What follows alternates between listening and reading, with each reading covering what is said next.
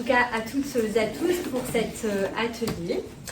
Donc j'ai croisé déjà certaines personnes sur les rendez-vous ce matin ou aux abords du stand, en tout cas de l'espace 43. Il est à mon image, coloré. Vous ne pouvez pas le rater normalement. Donc nous sommes ensemble pour un voyage de 40 minutes où nous allons aller explorer ensemble le quotidien des managers à travers donc, cette thématique manager débordé, collectif sous tension et surtout le résultat que vous devez connaître bien mieux que moi, des RH attendus sur tous les fronts. Donc sur ce temps, je vais évidemment vous présenter un petit peu l'approche, comment j'en suis arrivée aussi à cette approche et à ce que j'ai nommé les kits d'auto-coaching. Si vous avez déjà été curieux ou curieuse, vous avez dû regarder dans vos pochettes. Vous avez différents supports. Un petit nougat, comme ça vous devez savoir d'où je viens. Je vois que tout le monde prend la 7 pour la route des vacances. Donc effectivement, je viens de...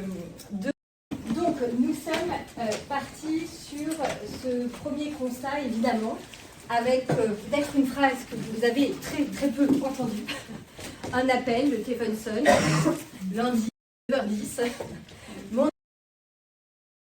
Personne ne se parle plus, je ne sais pas quoi faire, est-ce qu'il faut que je gère la situation, est-ce que j'attends un peu pour finalement que la situation s'améliore potentiellement, et donc un manager évidemment au bout du fil qui ne sait plus du tout comment traiter. Bien sûr, la situation n'est pas en général d'il y a 2 minutes 30, quand il vous appelle, généralement, du temps est passé avant qu'il prenne la décision de prendre son téléphone ou de venir vous voir si vous êtes tous sur le même site, évidemment. Moi, je suis partie de ce constat-là, et en tout cas de ce que j'entends souvent de votre part RH et DRH, et de ces retours terrain. Donc, je ne sais pas, la salle déjà a eu ce fameux coup de fil de je ne sais pas quoi faire, 2 personnes ne se parlent plus dans mon équipe. Oui. Est-ce qu'il y en a d'autres? Oui. Oui, on peut lever les 2 mains. Peut-être qui ne l'a jamais connu, ça ira plus vite. Ah, mais où travaillez-vous? Non, on vient. Bon, une personne, semble-t-il, dans la salle est préservée. En tout cas, je suis partie de ces situations, et notamment, en tout cas, quelques autres situations qui doivent vaguement aussi vous parler, évidemment, quand la tension monte au quotidien, donc les fameux conflits dans les équipes.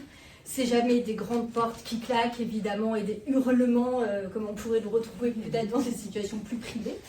Les conflits au travail, c'est souvent plutôt silencieux. C'est des personnes qui commencent par plus parler, par moins participer, par ne pas se dire bonjour. Et puis on dit que c'est un problème interpersonnel, qu'ils vont arriver à gérer ça tout seuls. Des managers dépassés, forcément, vous en avez vu aussi. On parle beaucoup du burn-out du manager depuis quelques mois, années. Le burn-out du manager, c'est évidemment pas un mal d'il y a 2 ans, c'est souvent des années aussi. C'est souvent un même profil de manager qu'on va retrouver qui est très bon aussi dans la technique, qui a beaucoup d'expérience, qui en a vu passer, qui a connu beaucoup de crises. Et on ne sait pas pourquoi celle-ci, elle est plus difficile à gérer qu'une autre. Et donc, effectivement, pour lui monte, le stress l'envahit. Tout le monde s'en aperçoit, mais pas lui. C'est souvent assez typique du pré-burnout, c'est que toute l'équipe vous envoie tous les signaux, évidemment, au service. Et lui ne voit pas, ça va passer, on minimise la situation. En tout cas, c'est plutôt ce genre de profil. Climat social dégradé, j'espère que vous la connaissez moins, parce que c'est souvent un peu en effet tunnel, avec effectivement, au-delà des tensions interpersonnelles, un climat collectif avec au départ une démotivation, puis un désengagement qui là devient beaucoup plus problématique, puisqu'on ne fidélise plus. Si on ne fidélise pas, on ne risque pas d'attirer, et donc forcément on ne risque pas d'engager des personnes. Et donc dernière situation, la flamme est grosse. C'est vous les pompiers finalement du quotidien et les urgences RH, c'est-à-dire toutes ces situations du quotidien qui sont souvent depuis des semaines, des mois, que ça soit celle-ci ou celle-ci et le climat social. C'est vraiment pas une situation qui s'est construite en 4 jours la semaine dernière. Et malheureusement, les signaux faibles n'ont pas été vus, perçus ou peut-être pas assez pris en compte. Et donc, on en arrive à l'urgence RH. Le téléphone, encore une fois, qui sonne, le toc-toc à votre porte, là on est au bout, on ne sait plus quoi faire. Il faut que, évidemment, vous gériez la situation et que vous trouviez des solutions. Voici, donc bienvenue à bord. Vous mettez évidemment, et vous avez déjà mis en place plusieurs dispositifs. Bien évidemment, la formation tout au long de la carrière, des formations spécifiques. Pourquoi pas des dispositifs de médiation? On en voit de plus en plus hein, sur les entreprises qui ont évidemment toute leur part, qui arrivent souvent au bout de course, quand même, quand on a tout essayé et qu'on tente la médiation. Et bien sûr, les accompagnements en coaching, j'en fais moi-même, puisque je suis donc Linda Bernard, et donc j'ai créé le Level Up il y a 12 ans, déjà, 12 bougies. Et donc, sur mes premières années, j'ai œuvré essentiellement en accompagnement d'équipe sur les situations dégradées que je vous ai décrites, donc que j'ai vues et revues. J'interviens en France métropolitaine et dom-tom. Ça fait rêver, mais c'est vrai que c'est quand même plus sympa, je ne vous cache pas, d'aller gérer un conflit d'équipe en Martinique qu'à Lille. J'avoue que j'ai une petite préférence. En tout cas, toutes ces actions que j'ai pu déployer pendant une dizaine d'années m'ont amené à certains constats que je vais vous partager. La problématique est celle-ci, c'est que finalement, dans les formations que j'ai pu faire toujours à destination de managers ou les accompagnements d'équipe, à la fin, c'est à peu près toujours le même discours. C'était évidemment vachement bien, mais qu'est-ce que je fais lundi matin si j'ai cette situation qui se présente? Finalement, on en arrive toujours à ce constat, c'est que en formation, ils comprennent, ils savent, ils ont compris. Ils ont compris le cheminement, ils ont compris ce qui se passait, ce qui amenait à cette problématique. Pour autant, même si j'ai compris comment on en arrive là, comment je suis censée éviter tout ça, si on me parle de grands concepts de communication non violente, si vous avez déjà testé, c'est quand même pas hyper simple d'appliquer le fameux OSBD, le bonhomme là, on l'a souvent tous vu. Bah, dans la vraie vie, en fait, ça fait bizarre qu'on le sort. Et donc, je suis partie de ce constat que les managers, en fait, savaient déjà beaucoup de choses. Ils savent écouter, ils savent questionner. Ils viennent en formation pour certains et pour la majorité pour se remettre en question.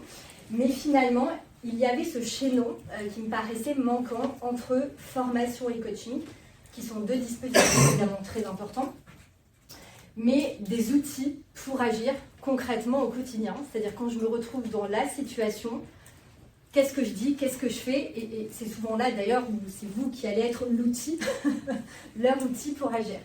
Et donc c'est dans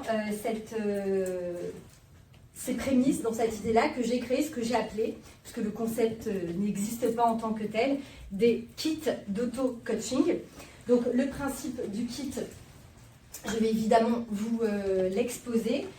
L'idée d'auto-coaching qui était vraiment importante et fondamentale pour moi, j'aime bien l'idée de auto-coaching, auto-apprentissage, c'est-à-dire que j'ai toujours eu à cœur dans mes accompagnements avant tout ça, de pouvoir transmettre aussi les propres méthodes que j'utilisais en tant que coach dans mes accompagnements d'équipe, de manager. Après les séances, de leur envoyer une petite fiche outil que j'avais moi créée tranquillement moi-même sur la méthode que j'avais utilisée par exemple dans cette session, pour déjà qu'ils comprennent ce que j'ai fait et aussi pour qu'ils puissent la mettre dans leur boîte à outils finalement du quotidien.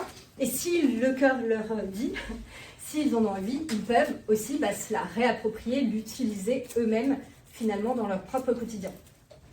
Je ne vous cache pas que mes petites fiches faites sur le vif ont eu du succès parce que de fil en aiguille, ce qui a accéléré aussi le déploiement des kits, j'avais des RH qui me disaient « Oui, alors j'ai vu la fiche que vous avez fait passer à un tel, est-ce que ça ne vous dérange pas si moi je la passe à un tel ?» Et donc petit à petit, je me disais « Elles ont un intérêt presque autant que l'accompagnement en lui-même. » Donc le kit finalement, ça regroupe cette idée-là, c'est une forme de GPS pour les managers qui va leur dire sur une thématique dédiée quel est le bon itinéraire, quel est le chemin, alors pas les GPS d'il y a 12 ans évidemment, parce que sinon vous passiez que sur des petites routes impromptues, les GPS plus actuels évidemment, qui vont vous permettre de calculer l'itinéraire le plus court, qui va consommer le moins de carburant. Le plus court, c'est-à-dire qu'évidemment, on ne va pas être sur des dispositifs qui vont mettre 9 mois et demi à être mis en place, sinon ils auront branché le kit avant. Et le plus court et efficient en termes de coût et de carburant aussi parce qu'ils ne vont pas déployer une énergie qu'à la mise en place du kit, même si j'y crois beaucoup qu'ils vont s'investir pleinement dessus.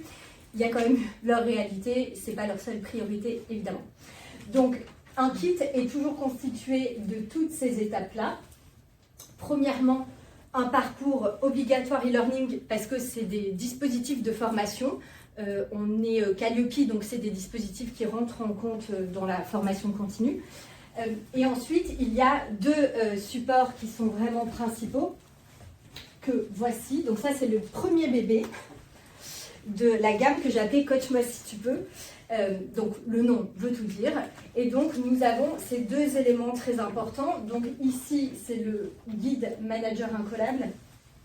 Celui-ci, il est que pour le manager. C'est vraiment son kit facile à prendre en main où il va suivre le chemin. Tourne à droite, tourne à gauche, comme le GPS.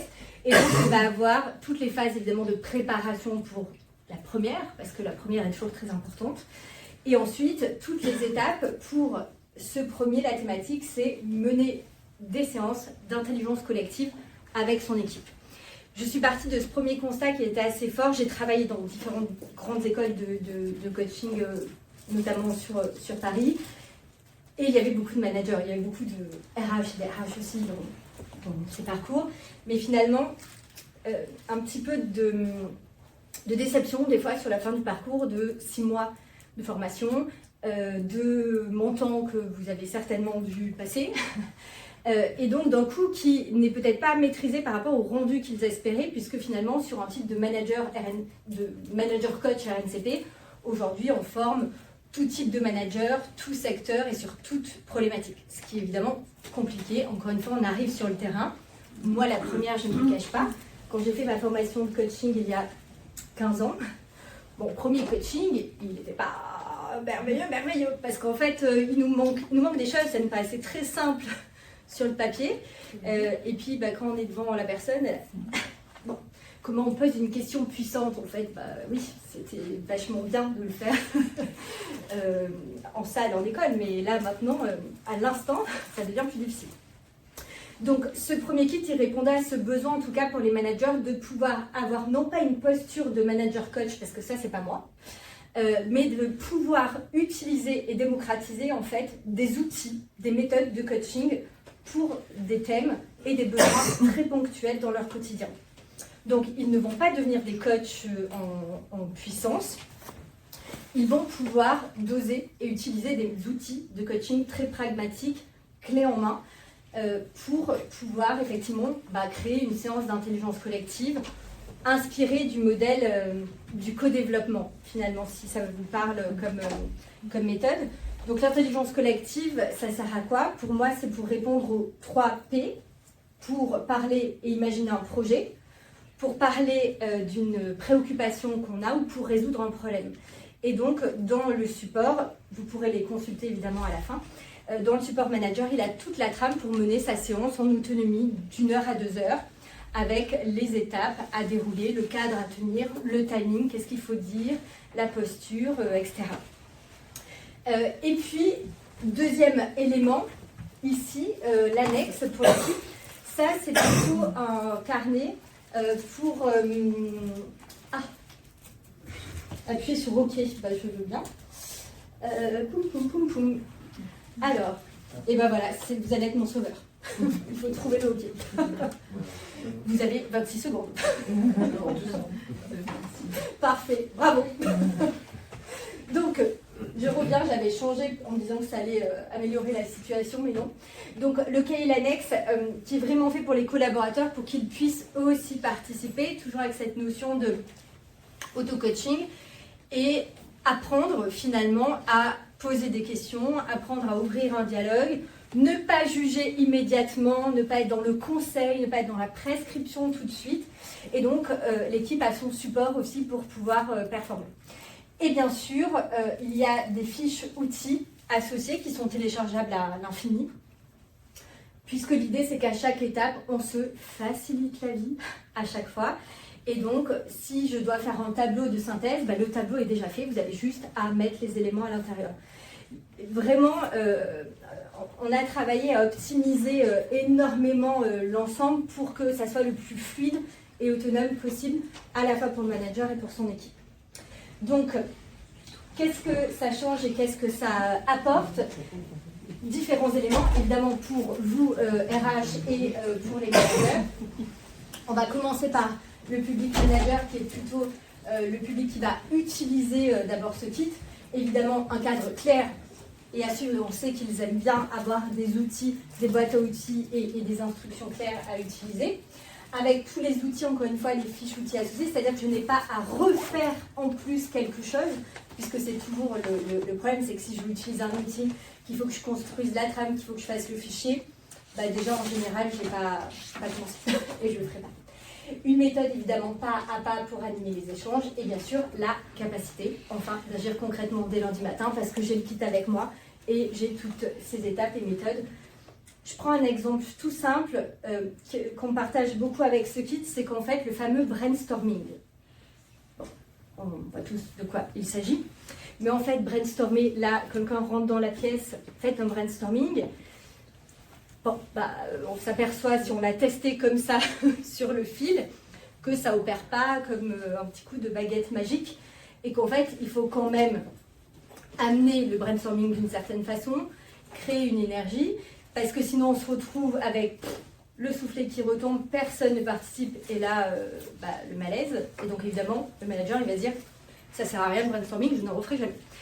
Ou à contrario, en fait, si on a l'opposé, ça fuse de tous les côtés, et ça fuse tellement qu'en fait, on va passer l'heure qu'on avait pour traiter ce problème à juste brainstormer, et on sort tous, on est un peu frustré parce que on a plein d'idées, mais on a trop d'idées. Donc, il y a cet entre-deux, en tout cas, que permet le kit avec effectivement ce cadrage. Pour vous, dans le domaine RH, évidemment, avoir des managers un peu plus autonomes, des échanges qui peuvent être structurés dans les équipes, ça c'est important parce que malheureusement, encore une fois, je vais vous parler des autres thématiques qui sont nées depuis l'intelligence collective, mais des situations qui vont être traitées avant que le problème se crispe et que ça devienne une crise, parce que la difficulté parfois dans nos entreprises, c'est aussi ça, c'est qu'on attend et que c'est parfois difficile d'aller vers le service RH, même si vous y mettez toute la bienveillance et volonté du monde, parce qu'on a peur de se dire que je ne sais pas gérer mon équipe, que je ne sais pas faire ci, et donc je laisse moisir la situation en me disant que, évidemment, ça va s'améliorer, et ça ne s'améliore pas, évidemment, dans les faits. Et bien sûr, démarche simple à déployer. Donc, ont été créées 5 thématiques de kit. La première que je vous ai montrée, qui correspond effectivement à ces réunions qui sont très silencieuses, il n'y a plus d'interaction, il n'y a plus d'énergie. Et donc, le manager est le seul à parler. Et finalement, petit à petit, les personnes se désengagent. Donc, c'est exactement pour ce genre de situation qu'on préconise celui-ci que je vous ai montré juste avant, le kit numéro 1, l'intelligence collective, pour relancer vraiment la dynamique de groupe, être dans la résolution ensemble, parce qu'il y a beaucoup de managers qui aujourd'hui portent le problème et doivent porter la solution. Sauf que c'est pas simple évidemment de tout faire et qu'il faut que l'équipe aussi accepte. Donc là, ce kit est plutôt fait pour réfléchir ensemble de temps en temps aux besoins. Donc ça, c'était le 1. Deuxième kit, l'équipe se plaint, mais rien ne change. Là, on va être plutôt sur une amorce de ce que j'appelle les irritants du quotidien du travail. Qu'est-ce qu'un irritant ? L'irritant, pour moi, c'est ce qu'on va venir travailler autour de la QVCT, donc la qualité de vie et conditions de travail. On ne va pas aller mettre évidemment un baby-foot dans la salle de poste, pas repeindre tous les murs. Même si ça reste évidemment une cerise sur le gâteau et que c'est très chouette, il faut d'abord aller chercher les irritants du quotidien de chaque métier. C'est aujourd'hui ce qui est plutôt préconisé, de travailler. On est passé de QVT, qualité de vie au travail, à QVCT, conditions de travail. Donc en fait, on revient sur la journée d'un collaborateur. Qu'est-ce qui vient gripper dans sa journée? Qu'est-ce qui vient le faire pester, souffler? Des fois, c'est pas grand-chose, hein. Enfin, c'est souvent même des petites choses, des petits cailloux dans la chaussure. Mais finalement, si je viens traiter petit à petit ces irritants, je vais améliorer effectivement réellement les conditions de travail et vous l'imaginez beaucoup plus que de faire un beau séminaire une fois par an qui reste encore une fois intéressant et une cerise sur le gâteau si j'ai tous les étages du gâteau et la déco dessus, ce qui n'est pas souvent le cas aujourd'hui dans nos organisations. Donc ici, c'est le kit QVCT, toujours le même fonctionnement, un incollable, une annexe et la formation associée. L'idée, c'est par équipe d'aller chercher effectivement qu'est-ce qui vient gripper ces irritants et de pouvoir, avec les 5 étapes de la méthode, les résoudre et avoir des plans d'action et une traçabilité, évidemment, de suivi de cette mise en place. Le troisième, peut-être qu'il vous parlera plus directement dans vos quotidiens, Codir, j'imagine. On en parle depuis des semaines, mais je vois des sourires. Mais rien n'avance, on tourne en rond et finalement on n'arrive pas à prendre de décision. Ce kit, là où il est un petit peu différent, c'est qu'aujourd'hui il est plutôt aimé des Codir effectivement, puisque c'est le numéro 3, donc sur la prise de décision et donc comment en fait construire un processus collaboratif, comment on se met d'accord quand on n'est pas d'accord, comment on avance aussi dans la décision, comment on va la tracer, la suivre aussi cette décision parce qu'évidemment c'est important. On a toujours évidemment les mêmes profils, l'annexe pour celui qui suit et met en place la méthode, et puis le second pour les personnes qui participent. Donc là, on va partir effectivement de cette méthode pour clarifier le sujet et aller vers cette décision et encore une fois sa mise en place. Donc ça va nous aider plutôt à structurer. Il peut être aussi mis en place dans des équipes auprès de managers, mais encore une fois, en général, les managers préfèrent le tout premier sur l'intelligence collective, qui est le plus généraliste. Le quatrième, le rose. Alors celui-ci, il a du succès puisque c'est un thème qui, sans doute, va parler à tous. La gestion des conflits. Qui n'a jamais eu de conflit à traiter dans ses équipes? Voilà. Donc, évidemment, comme je le disais en introduction, on n'est pas sur des conflits où les gens explosent, les fameux conflits très chauds. Il y en a, mais c'est quand même rare. On est plutôt sur ce qu'on appelle du conflit froid au travail. 80% des conflits au travail sont froids. Un conflit froid, qu'est-ce que c'est? C'est effectivement des petites tensions qu'on voit venir. Il y a forcément des signaux faibles, mais qu'est-ce que j'en fais de ces signaux faibles? Et donc, ce kit, de la même façon, il va permettre aux managers de pouvoir détecter est-ce que là, réellement, il y a des tensions avec tous les signaux faibles? Et si il y a des signaux faibles, qu'est-ce que j'en fais? Autant sur un conflit individuel, interpersonnel, que sur un conflit collectif et d'équipe. Comment j'ouvre le sujet, parce que c'est toujours pareil, en parler la première fois, comment j'en parle sans remettre de l'huile sur le feu. Et puis une fois qu'on a ouvert le sujet, c'est bien. Mais tout ça pour dire que Nadine et Bertrand ne s'entendent pas depuis 18 mois. Qu'est-ce que nous en faisons après? Donc il y a aussi, toujours dans le même esprit, une méthode, des fiches outils spécifiques pour comment on trouve des solutions ensemble, comment on acte ces solutions parce qu'il faut les acter, et comment on fait le suivi sur 90 jours du conflit pour éviter que tout se ravive bien plus vite que nous l'ayons prévu. Donc ça, c'est vraiment la gestion de conflit qui va vous aider effectivement à préparer ces entretiens difficiles et sortir durablement du conflit. Et surtout dans celui-ci, ce qu'on a moins dans les autres parce que c'est la thématique qui le veut, c'est l'idée aussi de prévenir et d'agir assez tôt. Parce qu'en fait, un conflit, il peut être traité très facilement si on le traite à temps. C'est toujours pareil, plus j'attends, comme dans la santé, plus les traitements vont être lourds et vont avoir des conséquences importantes. Le dernier, celui-ci c'était plus, pour tout vous dire, une demande top DRH, la marque employeur. Tout simplement parce que l'énergie, on sent que dans l'organisation, ça c'est pareil, c'est plus un outil CODIR, en général comme la prise de décision. Parce qu'on sent que, évidemment, on a du mal à recruter comme dans beaucoup de secteurs. Si on recrute, est-ce qu'ils viennent, est-ce qu'ils ne viennent pas? Bon. Ils viennent, est-ce qu'ils vont rester? Ils restent, est-ce qu'ils vont être motivés? Ils sont motivés, est-ce qu'ils vont s'engager et nous aider à construire aussi avec l'entreprise? Donc il y a toutes ces étapes avec ces piliers d'attirer, fidéliser et engager les personnes, et donc qui vous aident à construire votre marque employeur en partant non pas comme celui sur la QVCT de grands concepts et de grandes choses toutes faites. Je pars toujours du concret du coaching, c'est-à-dire qu'on part de votre état des lieux, et les premières étapes vous aident en général dans chaque kit à faire l'état des lieux de l'existant, parce qu'on ne va pas appliquer les mêmes choses à chacun, et il faut savoir d'où on part, évidemment, pour pouvoir ensuite vous aider à des pistes concrètes d'amélioration et de solutions.